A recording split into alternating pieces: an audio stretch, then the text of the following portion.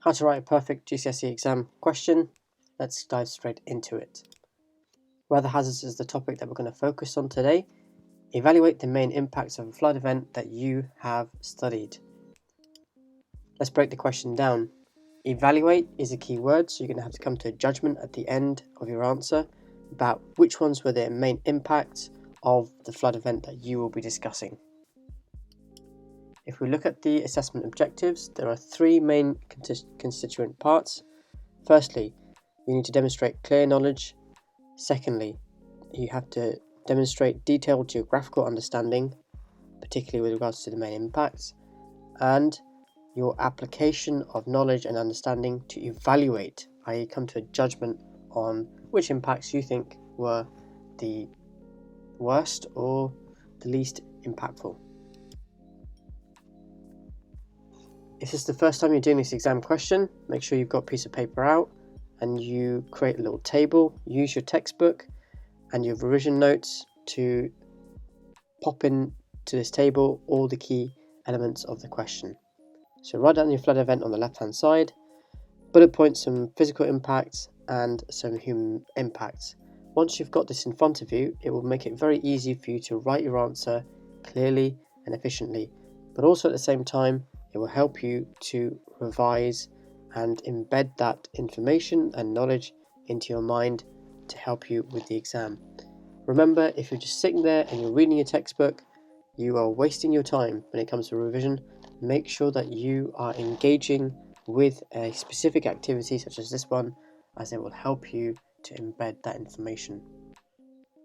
Let's dive straight into a sample answer for this question. The main impacts were not very severe as the flood. So this candidate has not said much so far. They haven't given any examples of any impacts, and they're already making a judgment in their first sentence of their answer. So not a good start for this question. Many homes were flooded, so many people had lost their homes. Okay, so it gives an example of an impact on human beings, but it's very vague. We don't know where this flood happened. We don't know the event. We don't know how many people lost their homes, how wide an area was affected. There's key bits of information missing from this answer so far.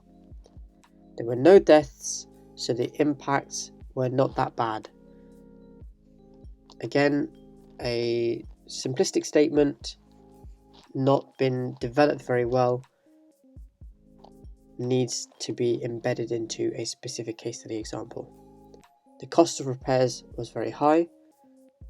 What is this referring to? Is it referring to domestic? Is it referring to people's homes?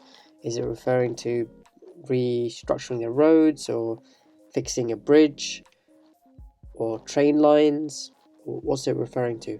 Again, very vague. Lots of animals died. Okay, potential for this to be developed a bit further, maybe talking about how farmers lost their business, lost their livestock, which affected the local economy, people were out of work for a while. Elements like that would add detail to the answer. Shops and businesses were flooded. So I would say this is a very basic level answer. It hasn't really demonstrated much clear knowledge. Clearly, the candidate hasn't got much detailed geographical knowledge, and there's a lack of application understanding here. Potential for a great answer if a specific case study is referred to. Next sample answer. There were many effects of the Somerset floods in 2014, so make sure that if you're going to refer to a specific place, always a capital S or a capital letter for whichever example that you're referring to. So this is good already, so it's to refer to a specific place and it's referred to a date, so we've got context of where this event is happening.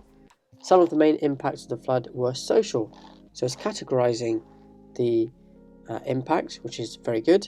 For example, over 600 houses were flooded, meaning that many people had to evacuate their homes and move into temporary housing. So this is good because the candidate is referring to a specific number of homes that were flooded, and then there's a secondary point that develops it further which is showing that there was a social impact in the sense that people had to move out and live elsewhere. Also, 16 farms were evacuated, meaning that the farming was massively disrupted. So, specific number of farms referred to, although it could develop and talk about what disruption actually happened on the farm. So it could talk about the fact that there was issues with livestock, whether having to move them or not, whether livestock had to be destroyed, whether crops had to be destroyed and so forth as a consequence of the flood. That's something that could be discussed a little bit further. So an opportunity lost there.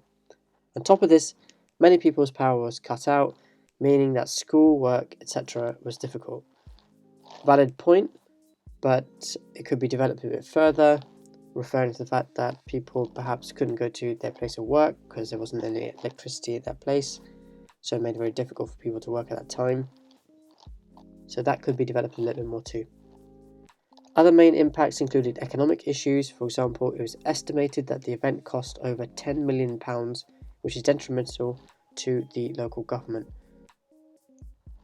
So here, this is a really good point that's made, but it could be even embedded further by talking about short-term costs and long-term costs and what the government may have to do to fix the problem in the future. Also, jobs and businesses were disrupted, affecting the local economy badly. Valid point made, but we're getting a bit vague now. Next bit, which is in turn affected the area's ability to redevelop and build. That's a good point to make, but would be even better if we can validate it and give some context and some ideas behind what they're referring to specifically. The economic issues were very bad following the flood in Somerset. So a kind of a very brief ending.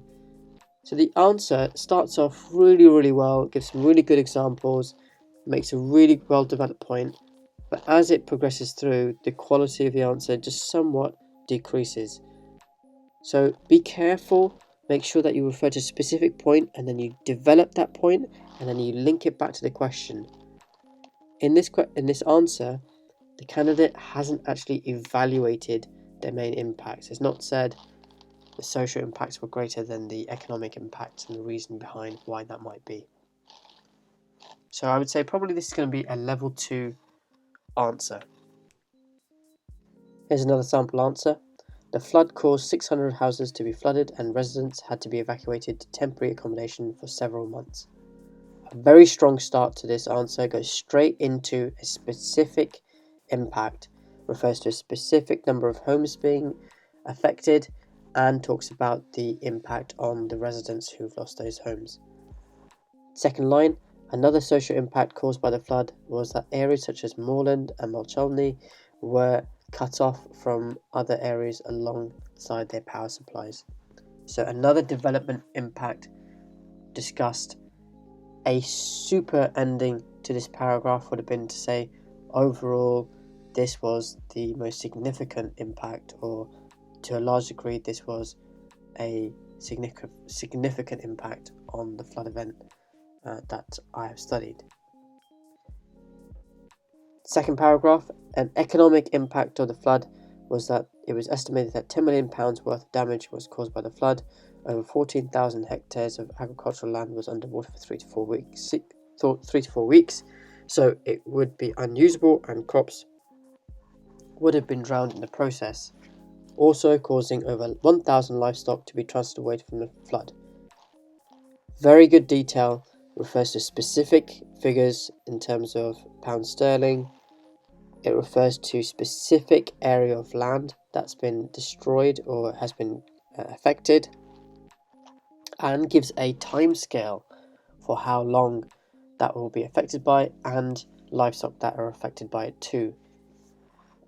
I think here the candidate could have talked about the economic loss a little bit more right at the end, but not necessary, and definitely could have maybe identified and said this also included physical factors or physical impacts such as the agricultural land, but that's really picking on it. Another impact, economic impact, was that Bristol to Taunton railway was closed at Bridgewater, stopping people from being able to travel and stopping expenses from being paid. I think candidate could have just taken that a little bit further and said that people weren't able to get their jobs, and that had an impact on local businesses and communities as well. Another very strong paragraph, but still missing the evaluation at the end of that paragraph. An environmental impact of the flood was that it caused waters to become contaminated with sewage and other pollutants such as gas and oil. Debris in vast amounts, I think that candidate's referring to vast amounts, had to be cleared, as well as stagnant water needing to be reoxygenated before being pumped back into rivers. Good. So that's a very valid point to make. I would say overall, if we look at the structure of this answer, 3 very well established paragraphs with very good detail and developed points. The only thing missing is perhaps right at the end, the candidate should have come back and said, overall, the economic impacts were the greatest and this is the reason why, or the environmental impacts were the greatest and this is the reason why. And that would absolutely guarantee that this candidate would get full marks on this answer. If you are aiming for a level 3, which everyone should be, there are a couple of things that you can work on. You can look at your own answers very, very carefully. So for example here, if you're writing a level 1 answer, you're probably just going to say lots of vague things. For example, there were lots of impacts or something. Or you might say that a river caused lots of damage to people without actually referring to much. Or saying there were physical or human impacts and then not actually talking about any. A level 3 answer will be far more detailed. In the previous answer that we saw, the final one, you would have seen the quality of that paragraph. However, to improve that further, you would have referred to a specific evaluative point at the end. Do remember to write a little conclusion. If the question is asking you to evaluate, then you must write at least a line or two evaluating, i.e. coming to a judgment over something at the end of it. In this case, you might say something like, overall, I think that the physical impacts or the human impacts, and refer to the specific example, was the greatest of a flood event, despite it being this and this, because, and then explaining why you think the main factor was the most influential. Remember, with evaluation questions, you don't completely agree with something, you don't completely disagree with something, you are giving a judgment based on the fact that it is to a certain degree or to a large degree or to a small degree, X or Y is the greatest reason for why that was a main impact. So your homework is to go away, write this question down, make sure that you explain your answer in logical steps, apply your knowledge and understanding, and address the question very carefully through a well-developed written answer. You can use your textbook. There are lots of other materials that you can use too. Remember that you can only improve the quality of what you're writing if you are actually practicing writing. It's like playing a musical instrument. You're not going to naturally just pick up a musical instrument and be able to play it at grade 8 level straight away. You've got to practice day in, day out, and the more you practice, the better you'll get. Annotate the question before you start answering the question. I've given you the template. Make a little table, write out some bullet points before you start answering the question. Read newspaper articles, always write in the third person. The critical factor appears to be ... Write as if the person reading your answer gets a sense you're speaking with authority. That's very, very important. And if you're giving in statistics, then that's one way that you can demonstrate your authority over the information that you're covering. Of course, we're still writing in the exams, so be clear and neat with your handwriting. Next week we'll do another exam question, and I look forward to seeing you then.